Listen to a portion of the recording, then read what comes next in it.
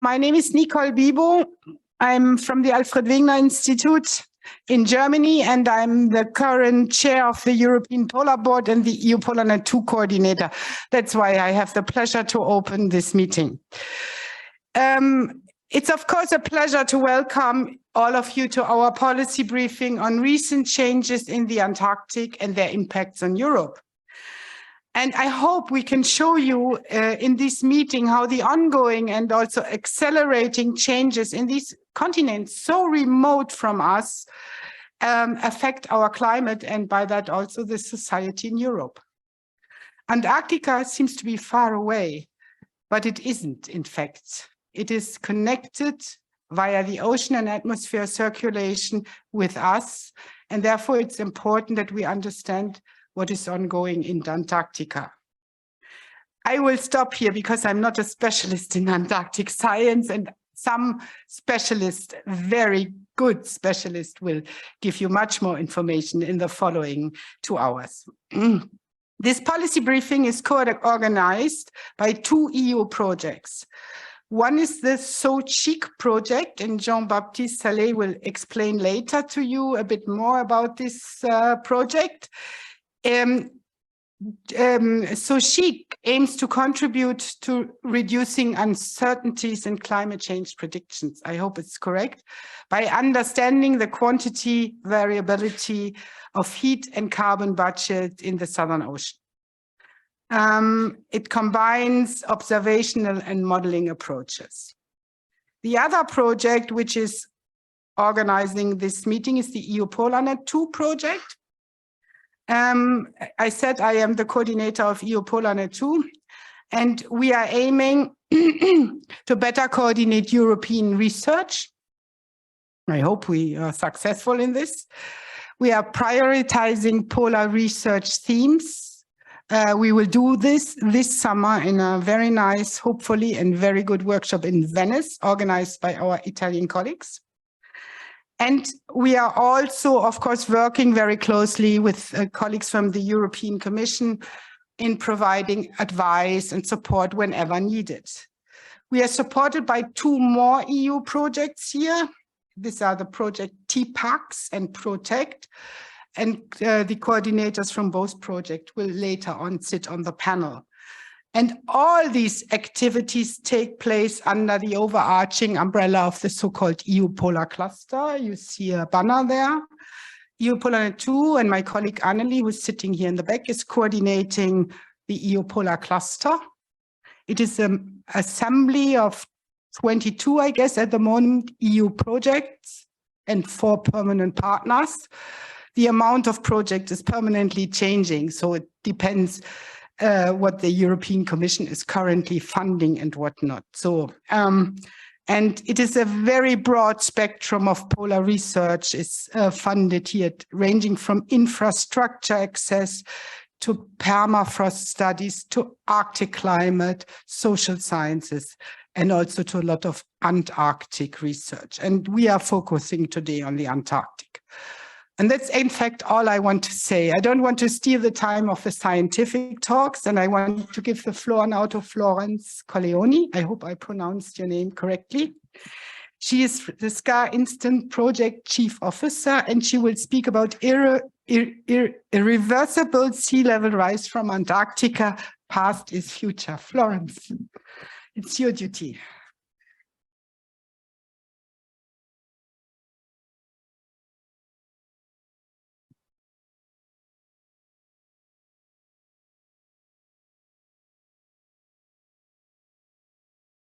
Okay, thanks, Nicole, and thanks for inviting me to talk a bit about what's going on in Antarctica. So please remind me about the time. Okay, you gave me 12 minutes. I have my own chronometer, but who knows? Okay, so the idea was to give you a bit of perspective on what we know about the projections about Antarctica, why the projections are important, and why they are not science fiction, actually, in the framework of paleoclimate data.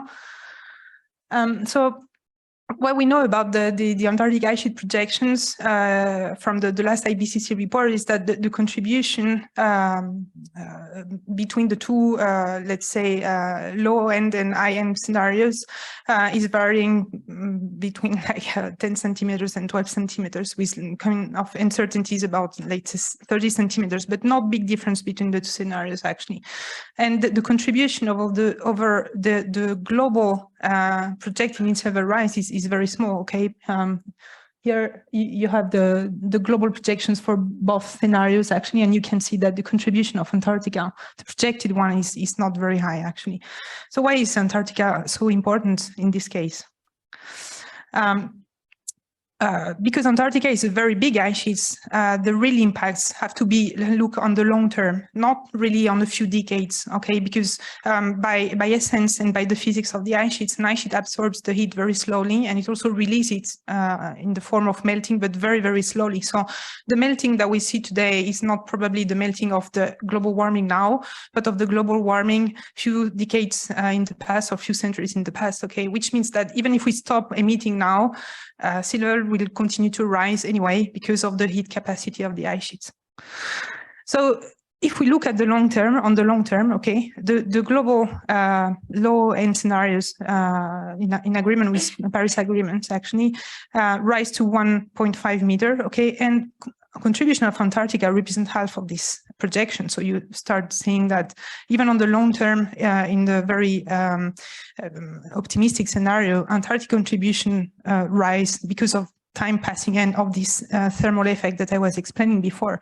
And if we look for the high-end scenarios, okay, 8.5, you can see that the global mean sea level rise is projected to go above 5 meters, okay, and Antarctic contribution represents most of this contribution, okay? So this shows you that we have a big uncertainties on the behavior of Antarctica, how it will behave according to the emission pathway that we will follow in the next decades and to next centuries. So why is Antarctica so vulnerable? Antarctica is an ice sheet that lies on the bedrock, okay? But some of the bedrock is above sea level, which is represented by the brown colors here. I mean, this figure shows you the bed below the ice sheet, actually. So the brown color represents the bed that is above sea level. All the other light blue colors represent part of the bed that is below sea level. So it means that part of the ice sheet is grounded on the bed, okay, which is the case of most of East Antarctica. But some sectors of East Antarctica and most of West Antarctica here is an ice sheet grounded on a bed below sea level, which makes it vulnerable to oceanic warming. Because Antarctica is surrounded by oceans, most of the glaciers, the outlet glaciers, okay, are marine terminating glaciers, means that once the ice reaches the ocean, it starts to float, okay, because the ice density is lower than the water density, and it forms what we call the floating platforms. So the two biggest ones are the Ross ice shelf and the Filchner-Ronne ice shelves here, but there are a lot of several small ice shelves all around Antarctica that drains all the inland ice to the ocean. And so Antarctica is therefore vulnerable to atmospheric warming. Right now, it's not warm enough that we really see a lot of melting over Antarctica as we see in Greenland, but we observed a lot of melting above those floating platforms whose elevation is at sea level, as we say, because there are outlet glaciers reaching the ocean. And because they are floating on the ocean, they are consequently vulnerable to oceanic warming. So this kind of context generates what we call some dynamical instabilities, because the role of these floating platforms is really critical. When the ocean really reaches below the platforms, they start to melt these platforms from below. So as a consequence, those ice shelves are thinning. When they reach a critical threshold in terms of ice flow coming from the continents, they are not sustainable anymore, and they start to break, okay, in icebergs. And as a consequence of the dynamics of the ice sheets, what we call the grounding line, which is the last point where the ice sheet is grounded on the bed, has to step down to find a new equilibrium. And this translates into an acceleration of the ice discharge into the ocean until the ice sheet stabilizes again. So this is what we call the marine ice sheet instability, and this is very important because these mechanisms, it's at the origin of all the uncertainties between the two scenarios that I've shown at the beginning. There is another one that we are investigating in the community, but we have no real indication that this could have happened or this happened, but we are investigating because we cannot rule out the fact that this other instability can be important. It's due to what we call hydrofracturing. So it means that when the ice shelves start to melt at the surface, they form what we call melt ponds, okay? And those melt ponds, they are not able to run off to the margin as it's occurring in Greenland, but they stay over the ice shelf and then they refreeze. They refreeze at the surface, okay? While refreezing, they penetrate on the crevasse that forms at the surface of the ice shelf, and while refreezing, you know, the ice increases in volume, okay? And so it enlarges the cracks further, okay? And this also accelerates the disintegration of an ice shelf if it has been thinning because of oceanic warming from below, and it causes a grounding line retreat, so a nice discharge that can be even a bit more larger than only in the case of a marine ice sheet instability alone.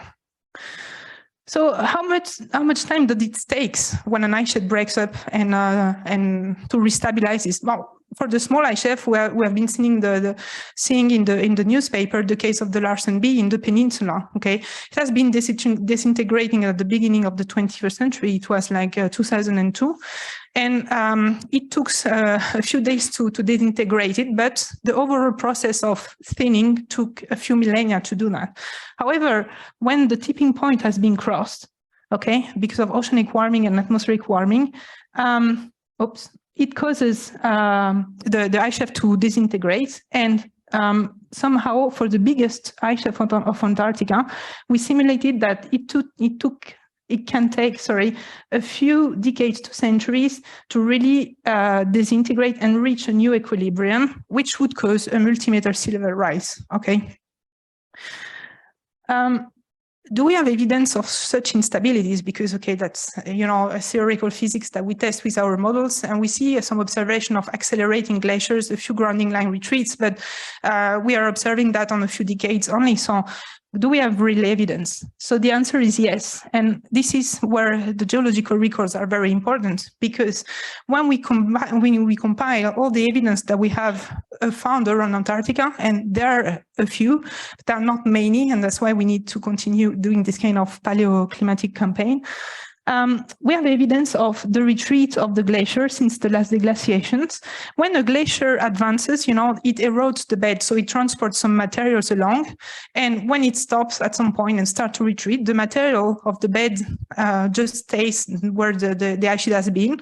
And while retreating, the ice sheet can sometimes advance again, redeposit some material and retreat further, deposit some material, retreat further, and they form what we call frontal moraine. Okay, we can see that in the Alps with the glaciers, okay?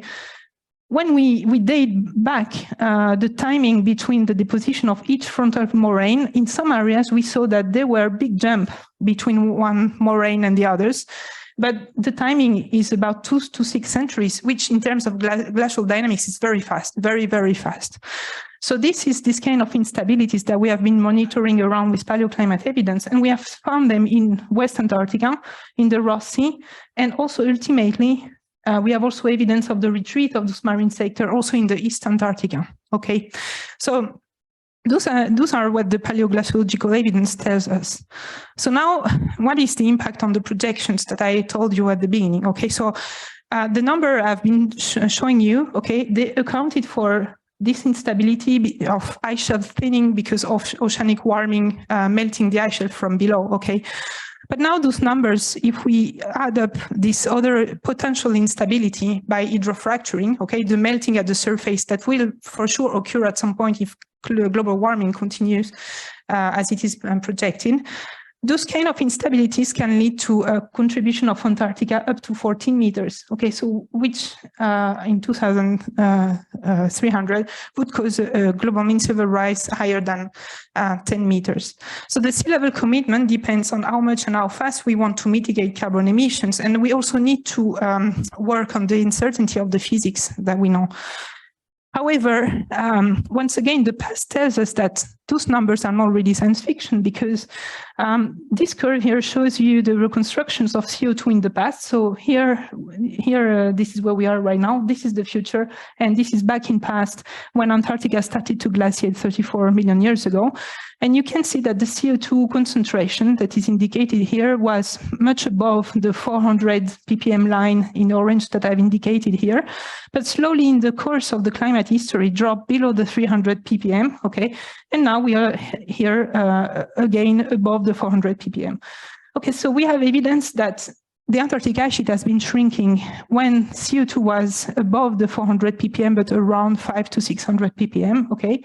At this period, like 24 million years ago, we have evidence that Antarctic ice sheet also retreat in most of the marine sectors during the Pliocene when the CO2 was slightly above 400 ppm, and this was 3 million years ago. We have also evidence of Antarctic demise when the CO2 was below 300 ppm because of this oceanic feedback, bringing the heats below the ice shelf and destabilizing the ice sheet margins, okay?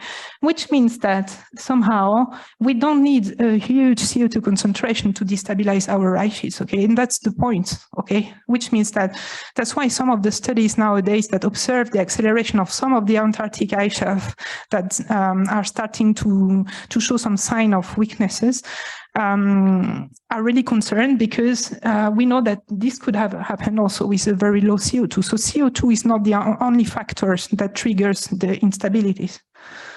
And so we know, I mean, our projections that we will shrink the ice sheets if we go well above the 400 ppm thresholds. Okay, so there is no doubt from the past that this has happened many, many times in different contexts, but also in different CO2 concentration, and not that much higher than what the one we project by the end of the 21st century.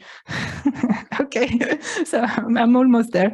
So to summarize, I mean, this the concentration of sea level rise that we have been associated to each of these periods where I have indicated that we have evidence in the paleo records that Antarctic ice sheet retreated. So 23 million years ago, when the CO2 was slightly above 500 ppm, we have evidence that the Antarctic ice sheet contribution was between, let's say, 20 to 30 meters, with possible contribution to 40 meters above present-day sea level.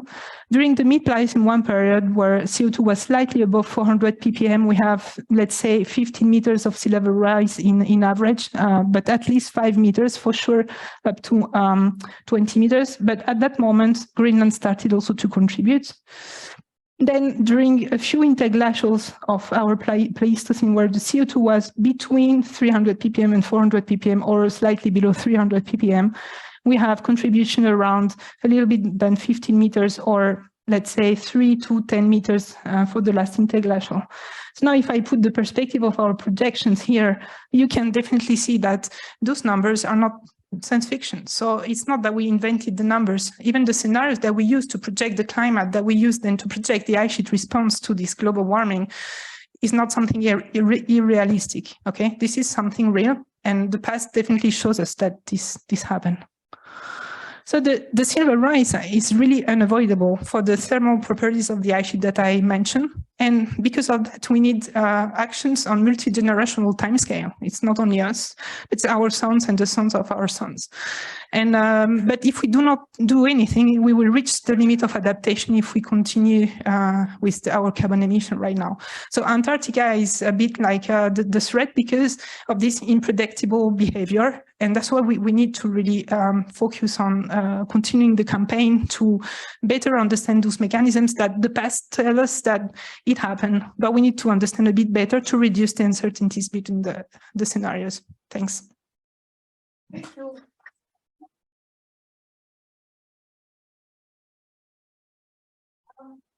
The second presentation, and then we open up for questions. And I mentioned him already before. GB Saleh from the SO-CHIC project coordinator will speak about the Southern Ocean now and its importance for Europe. Hello, welcome. Yeah. Thank you, Nika. So yeah, it's my great pleasure today to talk about the Southern Ocean, and you might wonder why talking about Southern Ocean in a policy briefing. Why would it be relevant for European policy to understand and know about what's going on more than 10,000 kilometers away from home.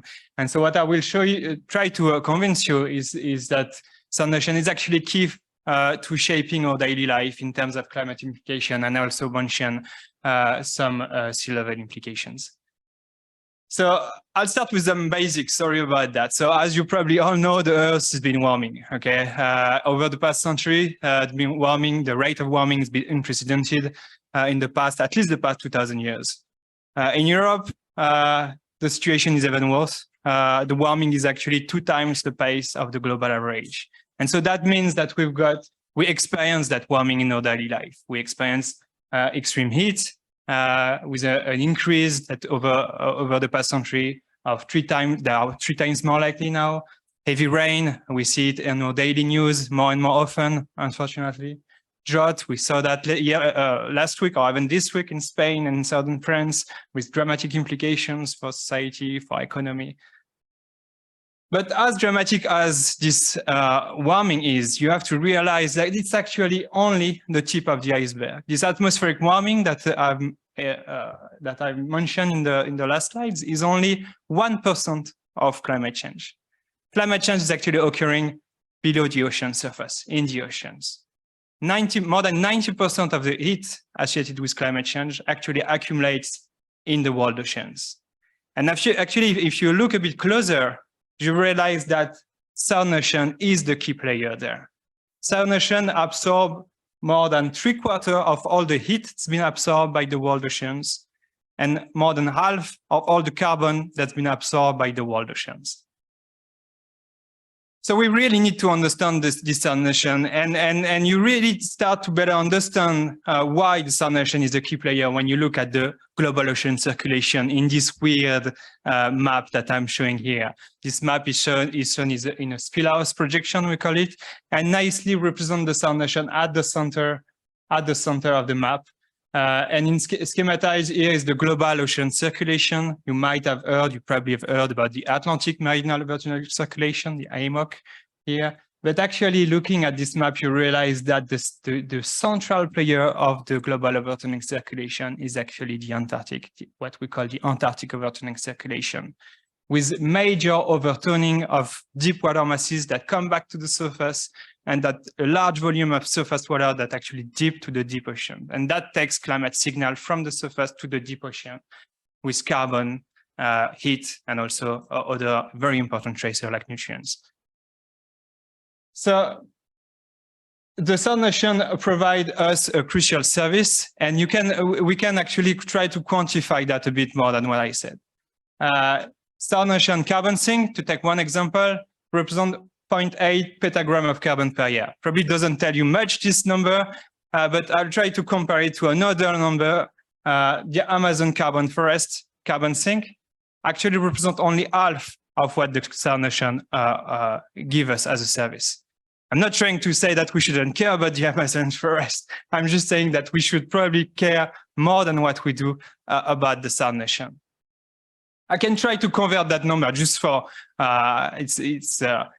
just to try to give some background here of what we are looking at. If we are trying to convert that service that the Southern Ocean gives us in terms of monetary, taking the European carbon permits, the ETS, that's about 80 billion per year of a service. So that means that if we change slightly the Southern Ocean circulation, we change the carbon sink there, that has huge implication in terms of the natural carbon sink, which actually we can convert in terms of monetary, like very big numbers.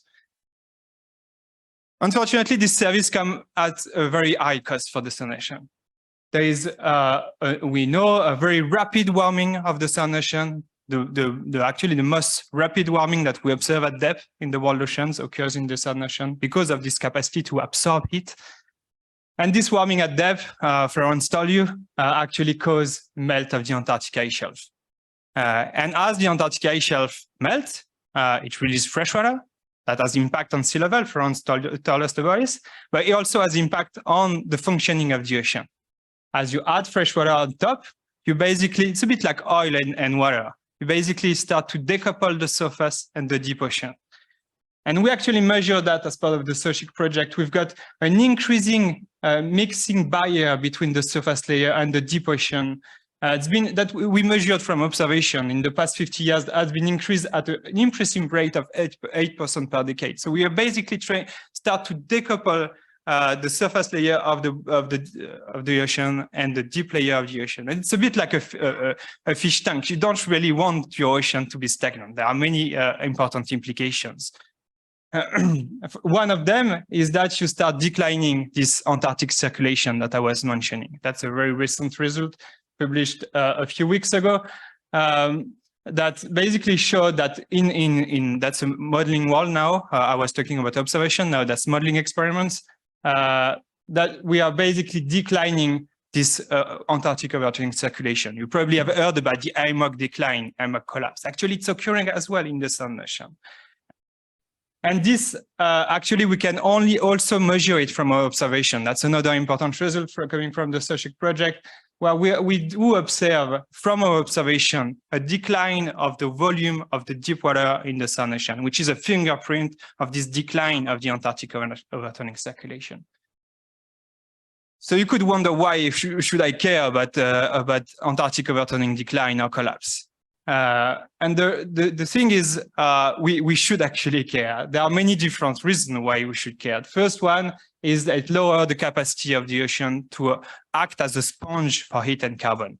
This paper nicely shows that the ocean carbon storage decrease as we decrease the Antarctic overturning circulation, because the ocean becomes more stagnant and it becomes more difficult to inject the carbon to the great depth and to extract it from the atmosphere. That has important implication as far as from the global precipitation pattern. When we decrease this Antarctic overturning circulation, we've got a global response of the hydrological cycle. A strong drying of the southern hemisphere and somewhat of a slight wetting of the northern hemisphere, with a shift of what we call the intertropical convergence zones, which is actually a key parameters to set climate and weather in the tropical bands. Maybe the most roaring part, I would say, is that this overturning decline is associated with an ocean warming. That's very clear from this result, where we've got a warming of the ocean as deep as more than 4 kilometers away from the surface. And why I'm saying that it's worrying, that's because of these processes that Florence was highlighting. The ocean warming actually is the key driver of the Antarctic ice sheet mass loss. And we do have a reinforcing feedback here. So all the numbers that Florence was showing you does not include this kind of feedback. That's not represented today in our Earth system model or ice sheet model. I showed you that this warming is due to the Antarctic overturning decline. This Antarctic overturning decline is due to the freshwater release due to the melt of the ice shelves. And so we've got this reinforcing feedback that is starting to be in place. So now, so ocean warming and ice sheet melt cause sea level rise. Florence already told you a bit about it. And Florence mostly focused on this numbers here, this projection of the IPCC, and with this projection, we know just to highlight and push a bit more in Florence's direction, we know today that by 2050, 1 billion people will be exposed to a more extreme sea level events, and that's not taking into account the stabilization effect of the Southern Ocean and Antarctic. So Florence told you about ice sheet dynamics, instabilities in the ice sheet dynamics. Here I'm talking about ocean instability, this reinforcing feedback, which increase the ocean warming and that add to the uncertainty that Florence was telling you, and that we, as in the IPCC, try to assess and say that if rapid Southern Ocean and Antarctic destabilization occur, we will follow this line instead of those one. And that has very important implications because that we should care about now, because we need to adapt to sea level, and those response associated with sea level adaptation actually have very long time scale as assessed in the last IPCC report published in March. So now coming back to Europe, so that has very big implications. So that's an example of what we call the amplification factor of extreme sea level events. In a very low emission scenario, so very ambitious mitigation, which hopefully we will follow, but we might not. And even with this ambitious mitigation, we see a very large increase of extreme sea level events. And again, implication for Europe. We need to understand what. So this is a figure from the last IPCC report. I'm sorry, it's a bit complex, but it's a very important one to understand. I'm showing. I will talk only about the colored bars here. They are showing the number of people in Europe at risk of sea level extremes. For different level of sea level. So for 0.5 sea level, we have a less than 100,000 person in Belgium impacted. And if we have 1 meter, we increase to 100, then we can increase to more than 500 people.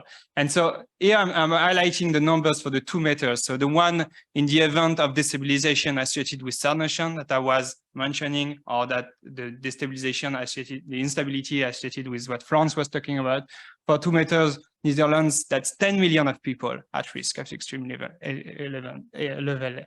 events, sorry.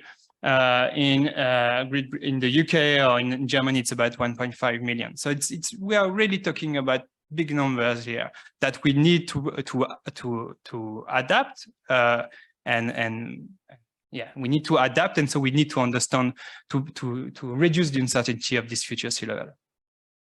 So in conclusion, Southern Ocean is definitely a remote place, but it does shape our daily life in terms of climate, but also in terms of sea level. And I'd just like to finish by illustrating an important gap in our understanding by just a quick Google it that I've done yesterday, comparing Atlantic marine level circulation and Antarctic marine level circulation. And I think one recommendation here is that we need to fill that gap. We need to increase our understanding and our test of Antarctic level circulation, because it does have key implications worldwide, and in particular in Europe. Thank you. Thank you.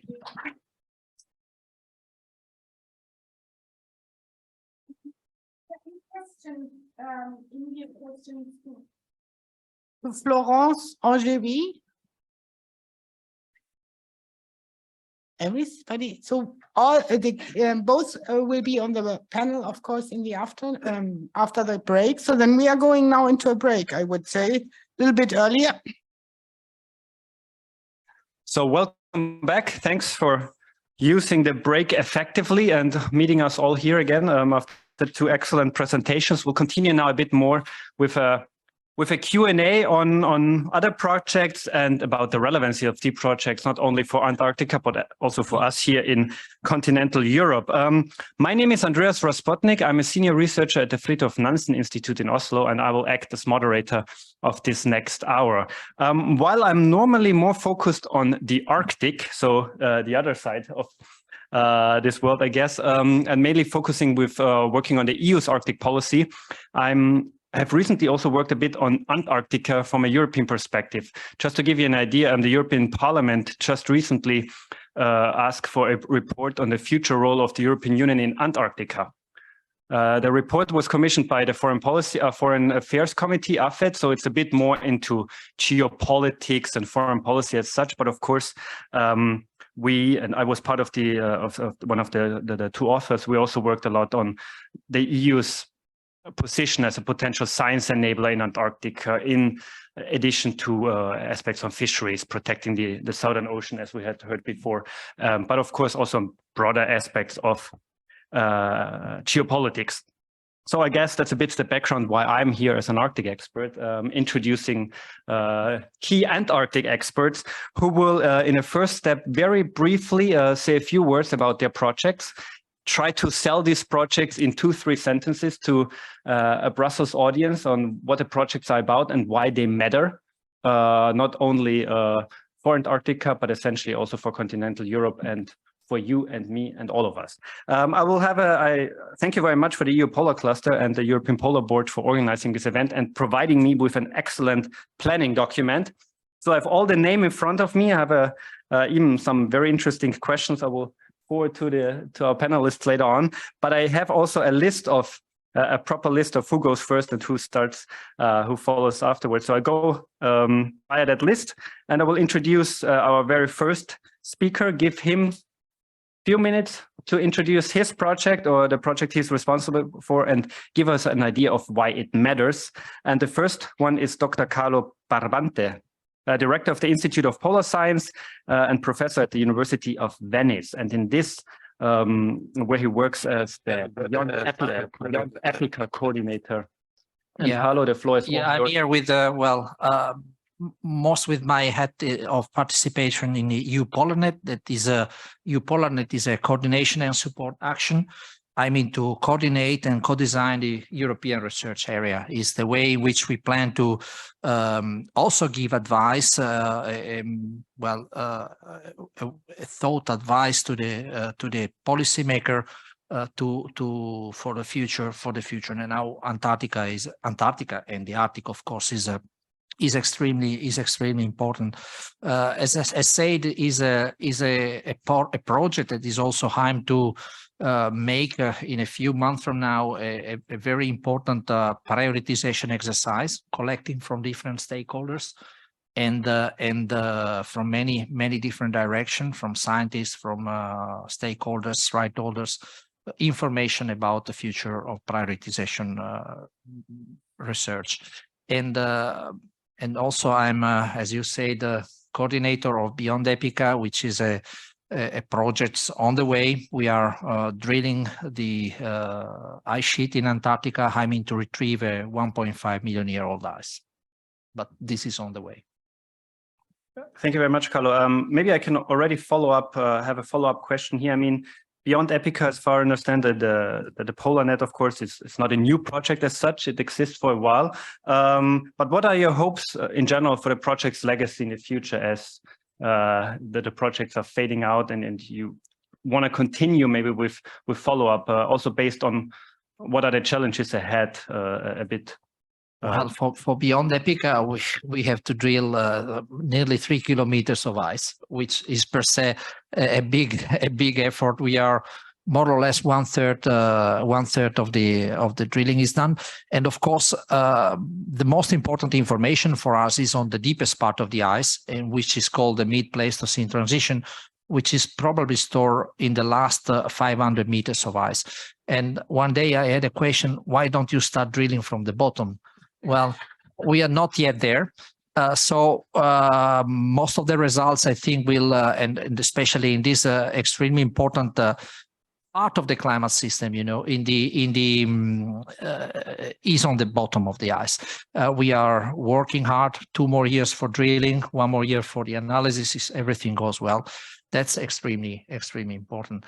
But if I want to point out something that we are doing within EU-PolarNet, which is this prioritization exercise, which I think is very important because we started from quite far away, and it was almost 5 years ago when we started with the EU-PolarNet 1, the first coordination and support action that was very successful in bringing together 5 white papers about the polar region and the role of Europe in the polar region. And then we came up with a European Polar Research Program with 6 research needs and several research questions which are on the table and are waiting to be answered. But then we want to do more.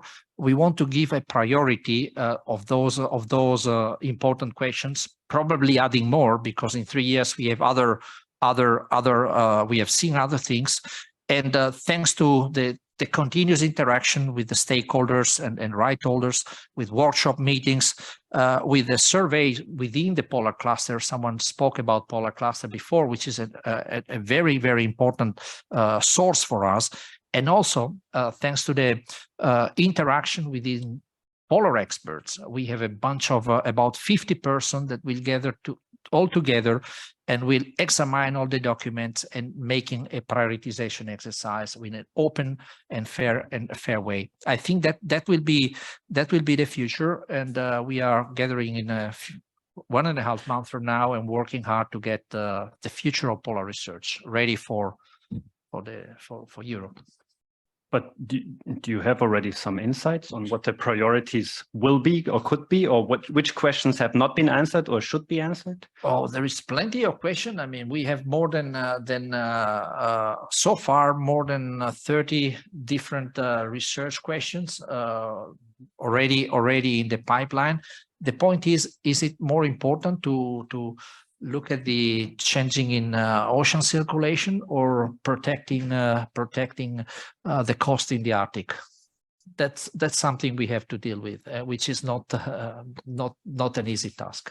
I've always learned that university depends on who you ask, so I guess it also depends on who you ask. That's the reason why. That's the reason why we have this stakeholder engagement. We have these experts, which are not all expert in oceanography, but there are quite a wide audience. So that's what we want to tackle the problem. Thank you very much, Carlo. Talking about experts, to your right, I want to introduce Dr. Svein Østerhus, who is a senior researcher at the Norwegian Research Center and Bjerknes Center for Climate Research in Bergen. And he's also the TiPACCs coordinator. Hope I said it right. So Svein, maybe you can say a few words about your project and why it matters to me and to everyone here in Brussels working in the various offices around Schumann. Yes, I will try. So TiPACC stands for the tipping points in Antarctic climate components. So the background for this project was that if you go some 10 years back in time, we was believing, well we know what in Amundsen Sea, on the glacier there, it was melting, and that is serious. But the big ice shelf, the two biggest, Ross and Fishnaronna, why we believed that was stable and safe due to the wide shelf area in the front where we produce dense cold water that protect the ice shelf. But some 10 years ago, some modeling results were starting to come. And they show that, oh no, we cannot take that for granted because of changes in the atmospheric forcing, wind system, the ocean currents will change, and you may send more warm water in underneath the biggest ice shelf, like Fishnaronna. And that changed our thinking. So we think we cannot take it for granted that they are safe. We have to look into that. And that is the background for the TiPACCs project. So we are mainly doing modeling work. We are looking for what will create a tipping point in the ocean. This means will more warm water float underneath the ice shelf and start melting the ice shelf. And if the ice shelf start melting from beneath, it's getting thinner. And when it gets thinner, this force that keep the ice sheet, the inland ice in place, will be weaker, and you may create a tipping point in the ice sheet. And so the sea level will rise. We have already heard a lot in our two keynote lectures about why we should care about the Southern Ocean, and what happens with the Antarctic ice sheet also matters to us in Europe. But in the Arctic debate, we hear a lot about tipping points, and have we crossed tipping points, yes or no? When it comes to your work and the unstable, what we have also heard before, the unstable Antarctic ice sheet and the Southern Ocean changing, have we already passed some tipping points that you include then in your modeling? No, for the part, yeah, maybe you in this Amundsen the sector, you may have past the tipping point, but for the Fishnaronna and the Weddell Sea, we have not passed any tipping point yet, and our results now is somewhat promising, because if we manage to keep the increase or stop increasing the global temperature, at the level we are now, we may be safe. But if the ice sheet will retreat a little more than it have done today, we may create tipping points. But still, I hope, at least, and as an indication, we may avoid it. But if not, if the temperature is increasing by several degrees. I want to come back to an issue Jean-Baptiste raised later on, but I think it goes in the same direction. Do we actually have enough means to observe the changes happening in Antarctica with the sea ice, or what is lacking from a very practical nature and from your work? Yeah, today, of course, we have all this remote sensing data. It is very nice for the looking into the sea and also the atmosphere, circulation, but the ocean is very much undersampled. And we have in Europe today a very nice cooperation between France, Germany, UK, and Norway, where we have built a very nice observing system in the Southern Weddell Sea. But the problem is it's very expensive to operate our ocean observing system. We have to drill to 1,000-meter thick ice to measure underneath the ice shelf, and we have to put mooring system underneath the sea ice in the front of the ice shelf. That means that we have to send big icebreaker south and to service the moorings that sitting in the underneath the sea ice, because we cannot have anything on the surface there, so we cannot send real-time data back. And sending big icebreaker like Polarstern to Antarctica is also a very bad thing for the carbon footprint. But with a very good cooperation between the countries in Europe, we managed to keep the cost on an acceptable level, and we try to improve our system so that we can stand for maybe 5 to 10 years. So we are doing our best, but still we need more observations in the ocean. Thank you very much, Svein. I guess our next speaker, Dr. Frank Patton, will agree that we need more means and more funding to observe the change. Frank is a professor at the University Libre de Bruxelles here in Brussels, and he is the work package leader of the PROTECT and Ocean Ice project. So Frank, also the same question to you. What are you working on, and why does it matter to me as an Austrian? Well, I'm a glaciologist. I'm an ice sheet modeler, so I'm dealing with these dramatic changes in ice sheets that has been shown by Florence and Jean-Baptiste. But the PROTECT is a project that goes even a bit further than the science in itself, or the pure science. It also looks into the impacts of sea level rise. So first of all, we were trying to improve the models and the projections, but at different timescales together, that are decided together with stakeholders, so directly communicating with stakeholders in Europe and also outside Europe, to look at timescales of 2050, which is much more imminent than if you go to the end of the century, but also the end of the century, and as Jean-Baptiste has shown, well, it's also beyond 2100, because when sea level doesn't stop by the end of the century, that just continues to rise. And so we look at the impacts here in Europe, because sea level, all the time we speak about sea level, that is global sea level, but global sea level is not the same everywhere. There are plenty of changes. And I would say what happens in the Antarctic doesn't stay in the Antarctic, especially when it comes to sea level. Because of the gravitational effects, if you have ice loss in Antarctica, it will affect us much more than the rest of the world. So especially the Northern Hemisphere. On the contrary, if we would have more melting from Greenland, that would be more or less beneficial for us. So that is why Antarctica is in a way much more important to watch out for than the Greenland ice sheet. And so this is something that we are discussing and looking also at the impact, and looking also we have a framework in which we improve continuously our projections on different fast track and then the long track together with those stakeholders. And next to PROTECT, there is a new project that just started. It's called Ocean Eyes, and that is led by Andrew Myers, that you already intervened here earlier online.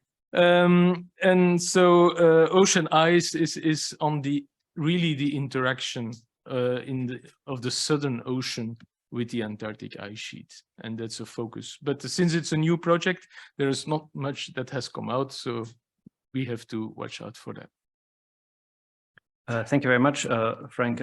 You mentioned already, and it's continuously emphasized on how the change of the sea ice in Antarctica and maybe also Greenland will have an impact here in Europe on the coastal communities. But are coastal communities somehow involved in your project and in the process you're implementing the project, or more or less like in communicating your findings to communities? I mean, of course, the challenges they are faced are a bit different than the challenges you're working with. But it is, of course, a challenge to, as a researcher, directly to interact with stakeholders, but we try to bring them on board and make them part of the project.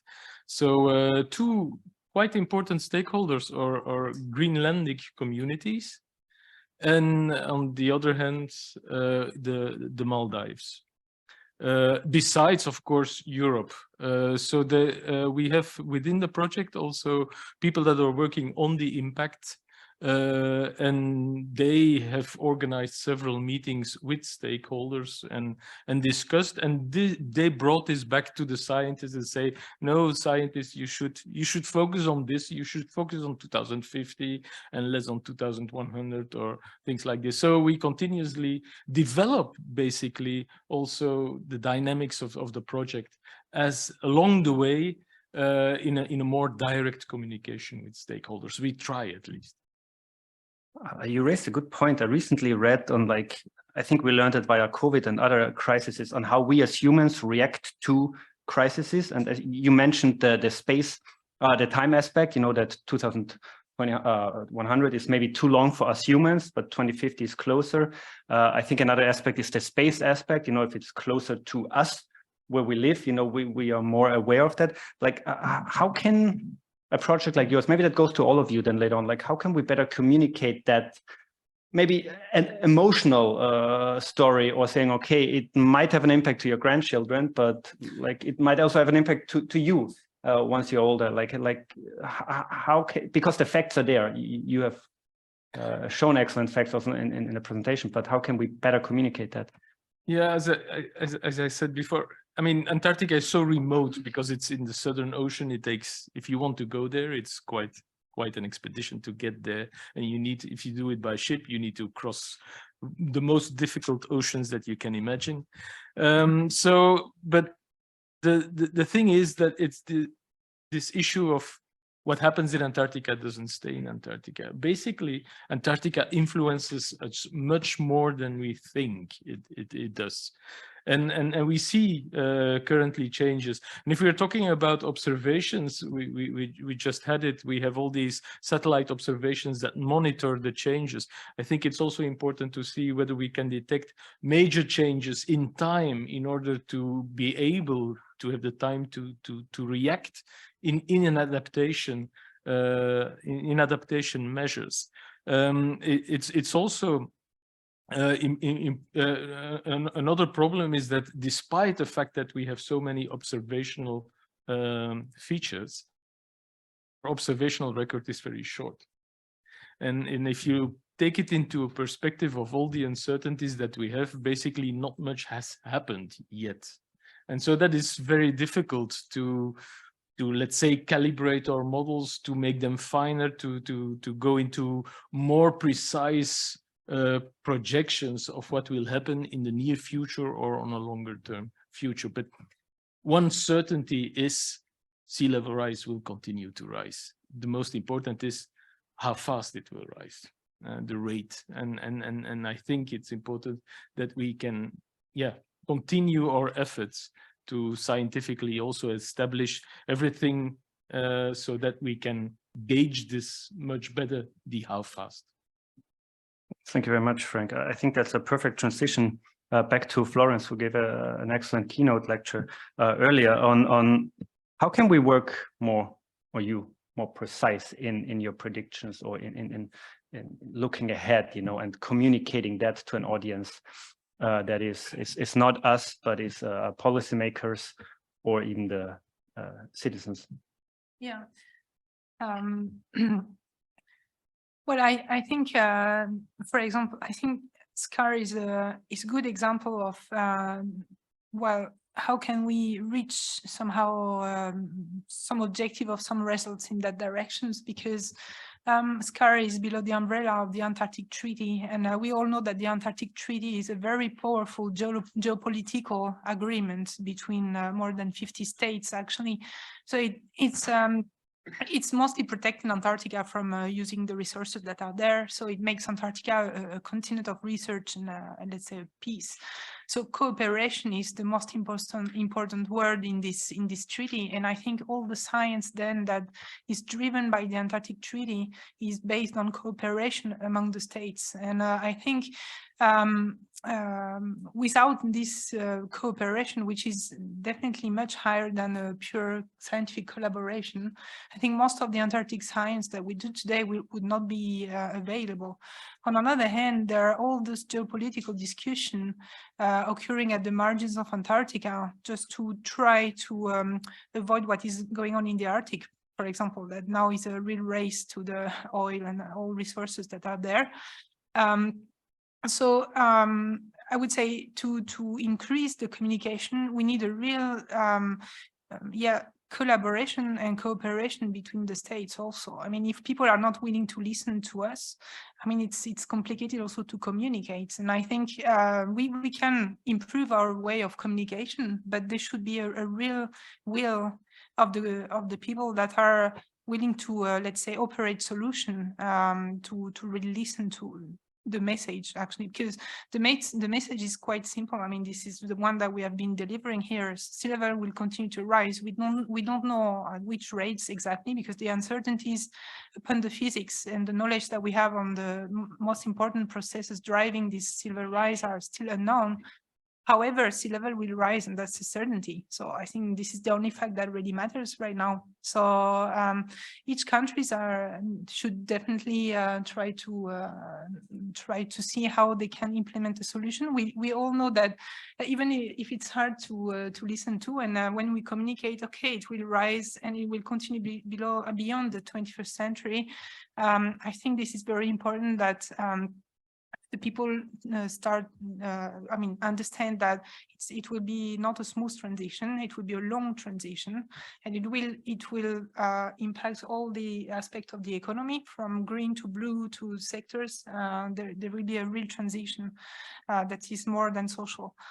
So we are all affected by those changes, but the sooner we start, the better it is, I think. And SCAR is a good example of that umbrella of cooperation, because we are not really funding research science now, but we are cooperating among us, sharing research infrastructure to make logistic more easy for reaching those challenging places. We cannot monitor the Antarctic as a whole only with satellites, and satellites have their own limitations, and we need in situ data, and this is especially true for the ocean.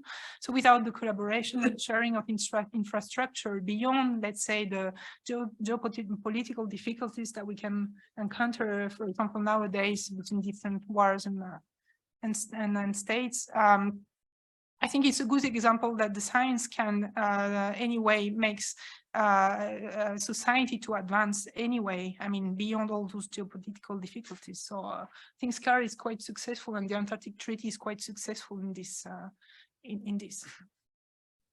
Thank you very much. Maybe a follow up there. I mean, I mentioned that report that we just wrote for the European Parliament. I hope it's published soonish. And the main focus, at least initially, was on the rising geopolitical tensions also in Antarctica. You know, it's like, are there some actors working against the treaty system, or not per se against the treaty system, but maybe some mechanisms within there? You just mentioned that cooperation works quite well despite this, at least global tensions, but that might also have an Antarctic impact. Can you say a bit more about how maybe that cooperation works with I mean, in the Arctic, we know very well we're not, at least I know from a Norwegian perspective, from a European perspective, we're not allowed to collaborate with Russian scientists at the moment, or institutions per se. But how does that work in Antarctica, or how have you worked under your project too? Well, I think, as I say, the Antarctic Treaty says science is peace before everything else. And so there have not been any strong restriction against Russian scientists. And I think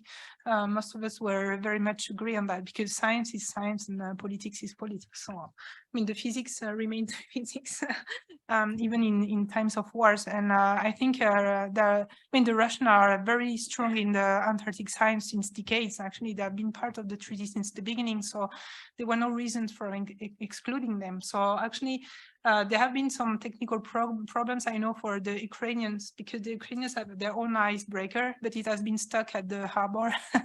So they had to rely on other icebreakers from other countries, and this is where the cooperation works, because we usually share our icebreakers when it comes to reach some different regions of Antarctica. So the Ukrainian scientists, part of them at least, could proceed with their science, though, I mean, the obvious situation right now. So I think, so below the Antarctic Treaty, we have the CONMAP. The CONMAP is really the organization that, let's say, foster this kind of cooperation to ease a bit the logistic of the Antarctic campaign. So yeah, it's a bit beyond the geopolitics.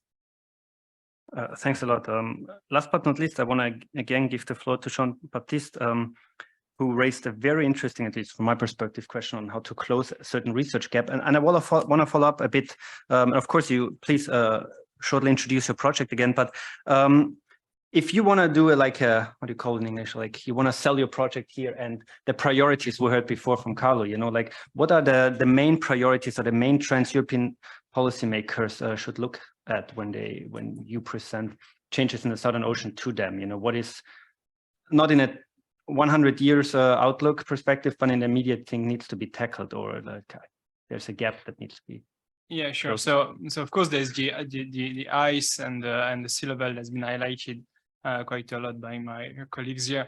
But I want to re-stress again the impact on global climate of the Southern Ocean for the absorption of heat and carbon. And actually, the science only emerged quite recently about the importance of this Antarctic overturning circulation, about its decline that we start to observe, about its possible collapse that projections start to make. And so we really need to better understand, actually better quantify the global impacts of this. This has implications not in 100 years. Frank was telling us about the ice sheet change that come very slowly. Actually, in the Southern Ocean, we see a very rapid change. There's a lot of inertia in the ocean, so we shouldn't see rapid change, less than in the atmosphere. But actually, we do observe very rapid change, and we need. It's been stressed. We need to ensure we do have these observations, because we need to understand them, the rapidity of the change, and the second step is really try to better understand the global impacts. Again, the implications are very really policy relevant. These are implications directly in climate negotiation. We all know about the climate negotiation, trying to reach warming targets. What's going on in the Southern Ocean has a direct impact on that.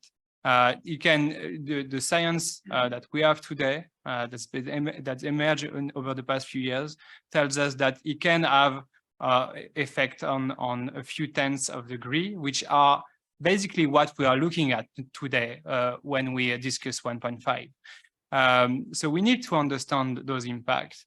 Which are, again, a key climate implication. Recent studies basically tells us that for a given emission scenario, our ability to reach and to stabilize at 2 degrees only depends on what's going on in the Southern Ocean. That's a recent, quite striking paper looking at all the climate models existing on the market, if I can say, and that's basically what those models tells us.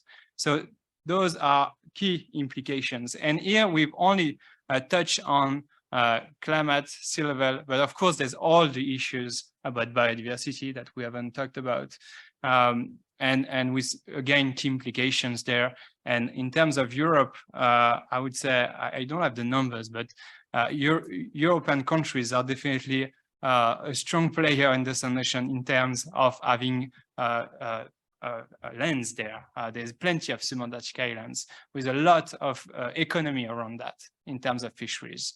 And again, all these change have impact on the biodiversity and on this economy. Thank you. I mean, I want to use what I think you had a very a nice comparison in your presentation about the Amazon and Antarctica, you know, and I think that could be an interesting way of communicating the necessity to do more the research on the matter. But you also mentioned there needs a gap to be closed between, I think, Atlantic and Antarctica. And I want to bring that to you and then to the rest of the speakers before opening the floor to the audience. I mean, what is needed from policymakers to close that gap? You know, is it only funding, or is it better coordination, even better, or a better communication on what they need, on what you need? I mean, from your perspective, how to close that gap, or what is needed maybe outside only the funding debate? Yeah, so the funding is definitely needed to advance the science. What basically allow me to have such a strong message today and bring such strong numbers is the science that emerged over the past few years. And again, that only recently emerged. That's what we are living now. And so we need to continue that to really understand, to really document those implications. And I think that's, I'm stressing that because I think that comes with the communication. Once you really demonstrate the implication in terms of numbers, I think people start to understand that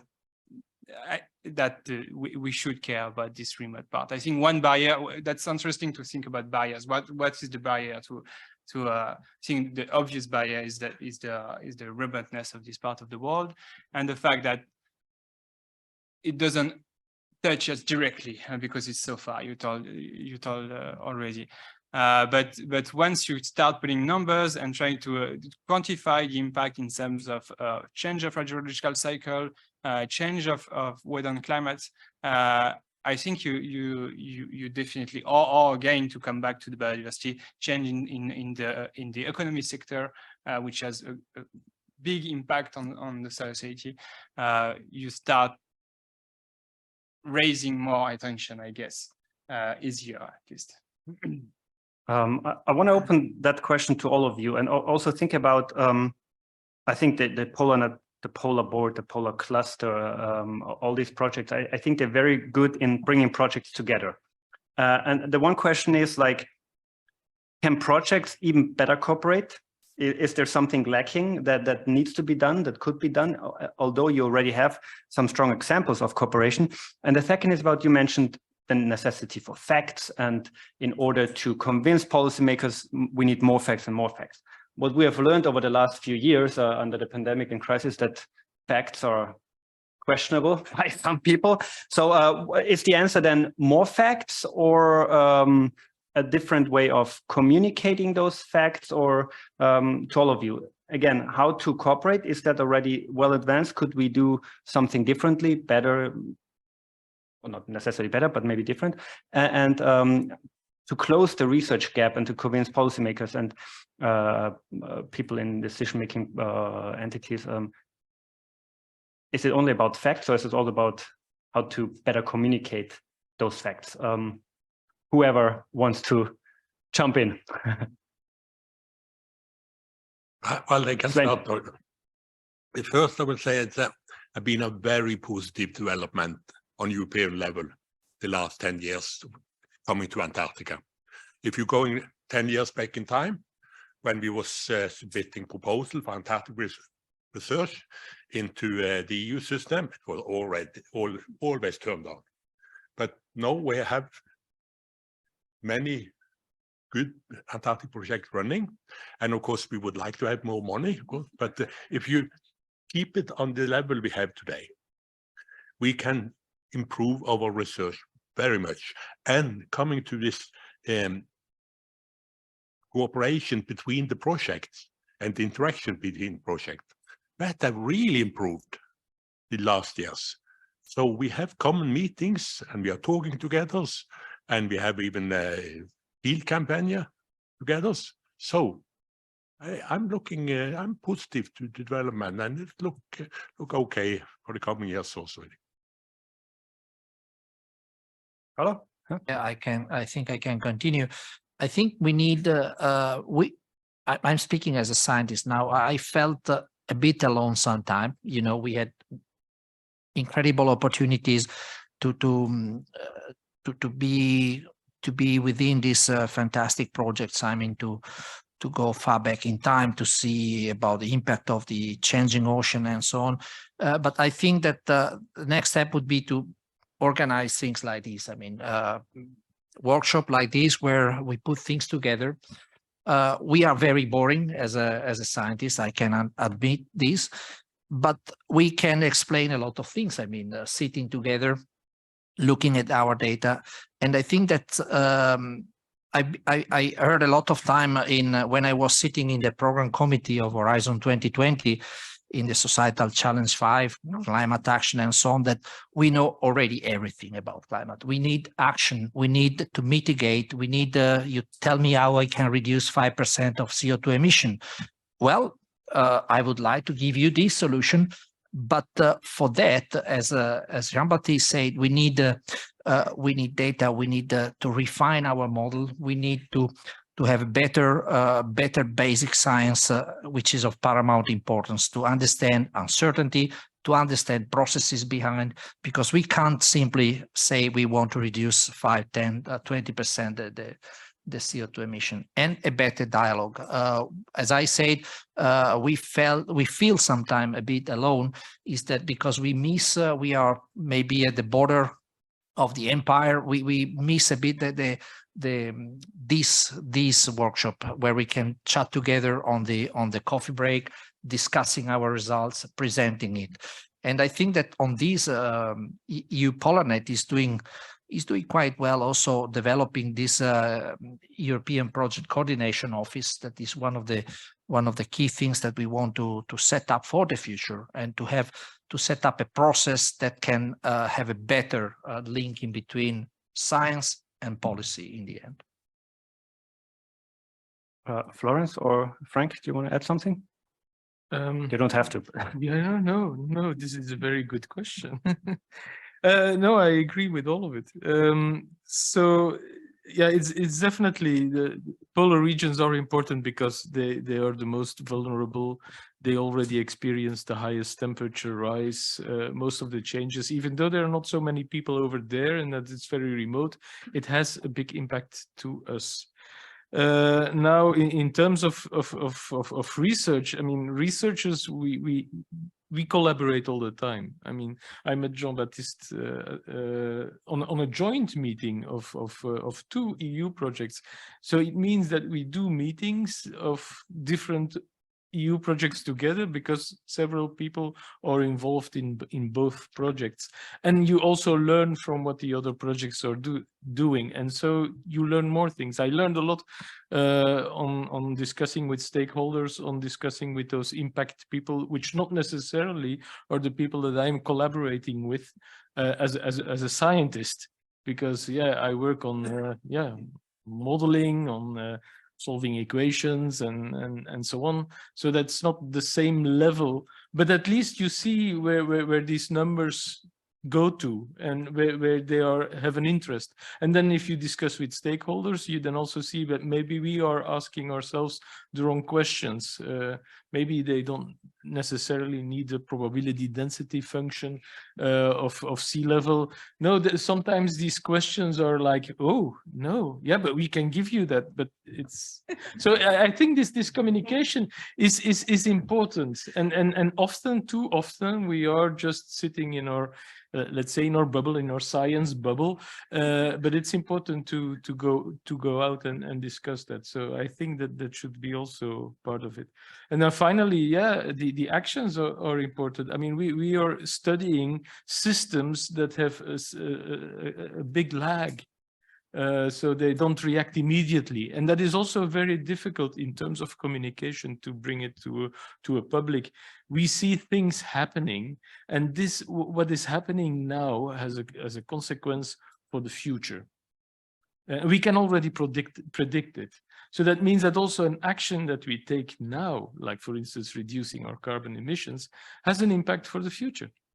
So it's as simple as that.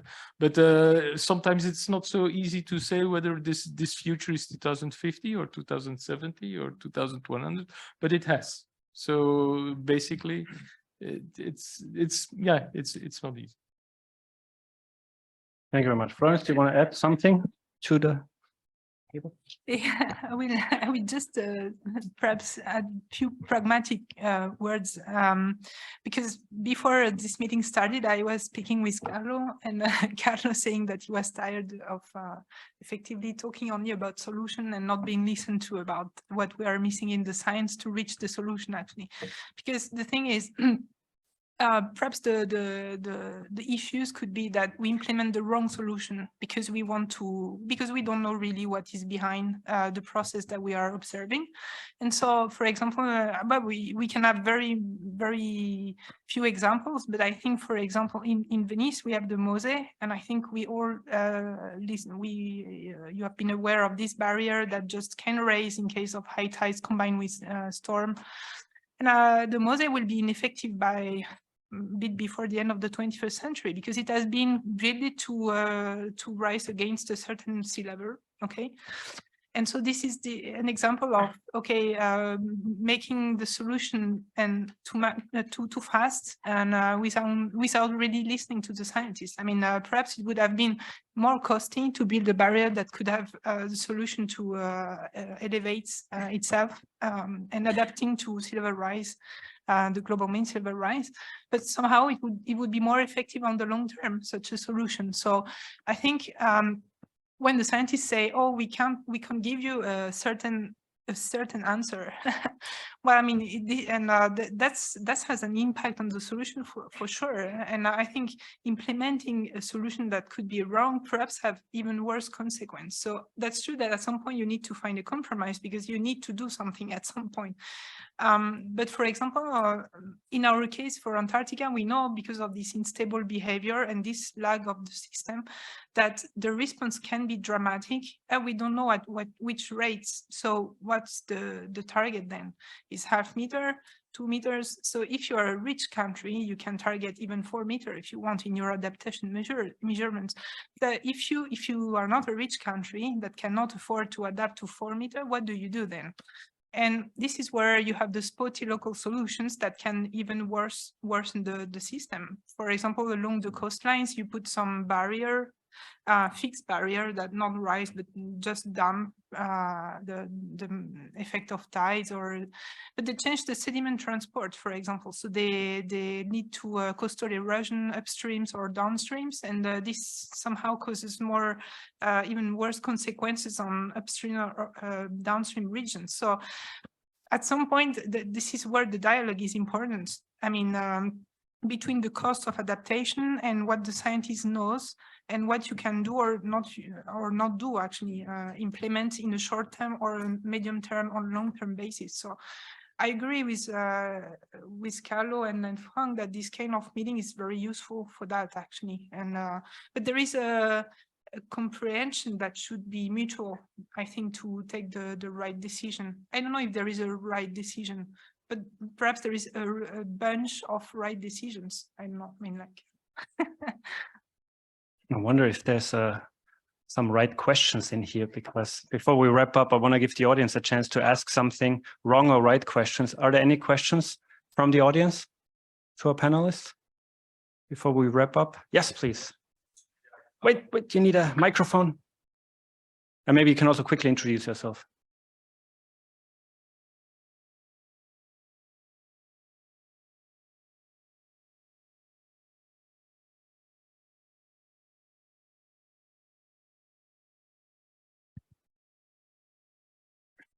I think now there's a green light on. Otherwise, you can also join me here to make it easier. Yeah. Good morning, Dariusz Ignaciuk from Polish Polar Consortium. I have a quite difficult, quite strange question. As we discussed today, a lot about the communication with the stakeholders or the society, and we know that it's a real problem. So not so long ago, I heard about the research community, I think it was in Austria, that strongly support the climatic activists. So I'm really interested, what is your opinion about supporting collaboration or not with the activists? As we quite often know that they are much more visible in the media than, for example, scientists. Yeah, thank you. Excellent controversial question. I think that's, I think Griffith, we have another hour, no, to debate that question. Who wants to tackle it? Jean-Baptiste? I can try. That's definitely a difficult one. I think I'll address that question just by citing the IPCC, which actually does an assessment of the barriers to climate actions and basically assess that many forms of raising the awareness is effective, and including climate activism.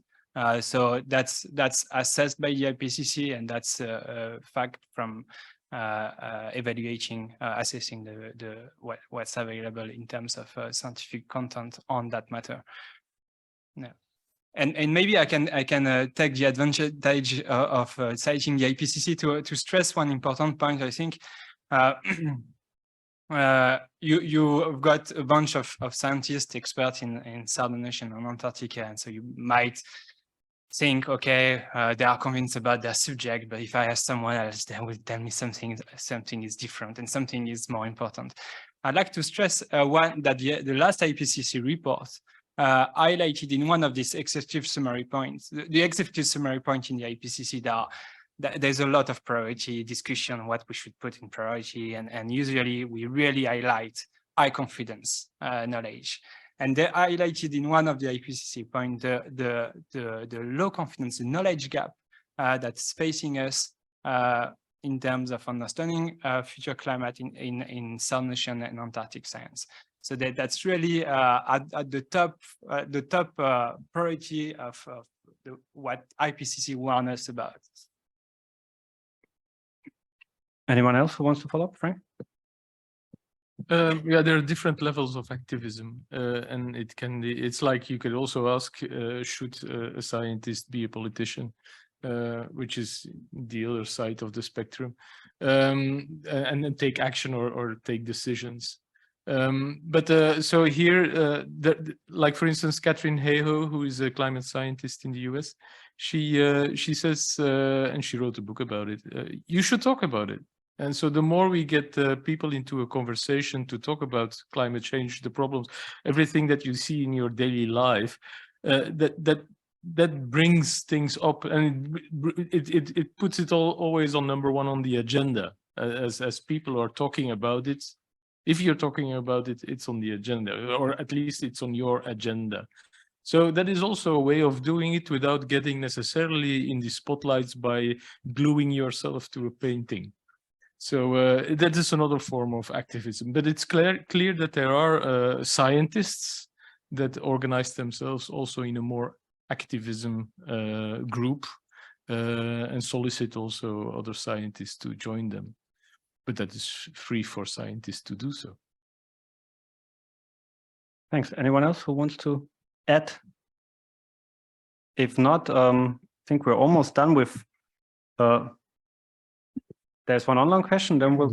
I'm going to go ahead and read this one. Actually, we just got a second online question, but we'll start with Thomas Deal, who's asking regarding remote sensing data from satellites, for which parameters do you see observation gaps and urgent needs for improvement?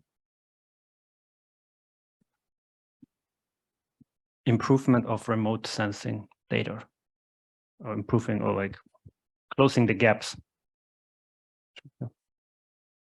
Yeah, so there's probably experts that could comment and have different views, but on the more ocean part, I would say sea ice thickness is definitely something that we miss. That is a key. There are key challenges to measure sea ice thickness from satellites, and that we actually know how to do it in terms of technology, but that's definitely some place where there could be a strong improvement. In terms of more ocean, so it's difficult to measure the ocean from satellites because of sea ice in this area.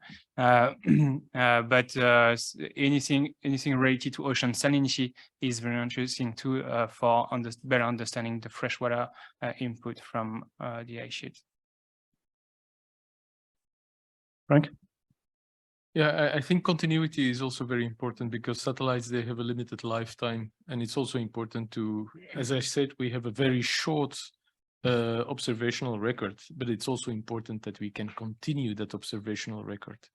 So that is also important. So I'm not a remote sensor. So I know, and now I know about, yeah, something that I would like. It's to measure the thickness of the ice sheets from space. It is technically possible. It hasn't been accepted yet. The difficulties is that we have a very strong ionosphere on Earth. You can, and that it also requires a constellation, which is complicated, but at least we can do it for Mars. And in a way, we know the thickness of the ice on Mars at a much higher precision than we do on Earth. But yeah, it would mingle with our with our communications. Another thing I learned today. Another last question from the audience, from the digital audience. Yeah, I think we have just a couple minutes, but I'll paraphrase this one slightly. It's from Charles Howie, who says that there are no economists in the discussion and wonders if harnessing the economic impacts of some of the results here would gain more visibility for the projects in their work. That's another very good, controversial, difficult question, because I think something we also learned with this report for the European Parliament was that some steps taken by some actors, state actors in Antarctica, do not necessarily have an immediate strategic interest component, but a long-term economic component to it. So in answer to that question, like, who wants to take the floor? I might comment on this. Mario Zucchelli Station is facing the Ross Sea, which is the largest marine protected area. And since a few years, in Inexpressible Island, a horrible place, 20 kilometers south, then Mario Zucchelli, a Chinese station is popping up, a huge Chinese station. And that poses a lot of issues, especially because they are there certainly for science, but certainly for observation and certainly for looking what is around, you know, in terms of resources, natural resources in the Ross Sea, but also on land. Well, I think that beside economics, I think that policy has to come to a rescue in this respect, and we have to start thinking also because we, as a country neighbor to, I think that we are the closest border to China that we have in a European country, you know, because they are literally next door. I think we have to start thinking at higher level and how to behave with such a powerful country close to us. Anyone else who wants to add? Yeah. Yeah, it's also about the Antarctic Treaty that comes to an end and that needs to be renewed in 2040, which is a bit longer than tomorrow. So it's clear that many countries also position themselves. And I think, yeah, maybe there for Europe, there is an opportunity also. I know that the way it is governed, the Antarctic Treaty, is with different countries. It's not under UN, and so I don't know how this works for Europe. But okay, Europe represents a number of countries. So economically, there is an interest, and then of course, yeah, the economic impact of sea level rise. That's yet another chapter. that has been investigated and that is under current investigation. But that is based on, yeah, you take the numbers that we scientists produce, and with that you can calculate the impact. And again, as was mentioned here, developed countries will have it much more easier to cope with sea level rise than developing countries.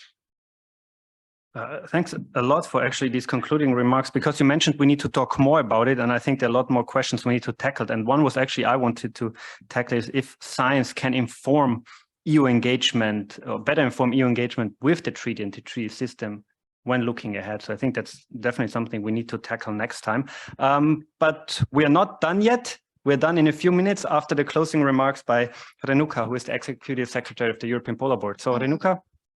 This is just to correct something that Frank said. The treaty is not coming to an end. Let me keep you all informed about this.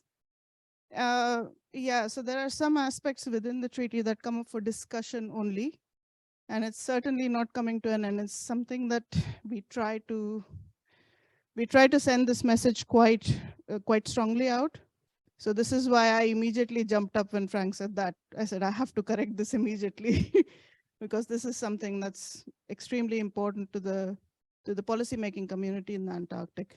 So please rest assured, the treaty will remain quite well, even after 2040. But yeah.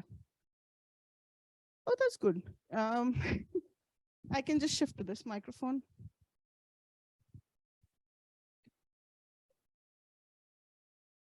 Thank you.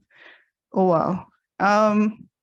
It just remains for me to thank all of you, both the attendants here in person. Thank you very much for coming over, and all of the attendants online who have been listening quite patiently over the 2 hours and couldn't really share the amazing snacks that we had in place. All of the speakers, thank you very much for coming over and giving such amazing talks. And Andreas, thank you for moderating. On behalf of the EU Polar Cluster, which the EPB is one of the coordinators with AVI and with the British Antarctic Survey, it just remains for me to thank all of you and hope you will join us for our next event, which will be in a few months' time, and we will let you know about it. Thank you very much.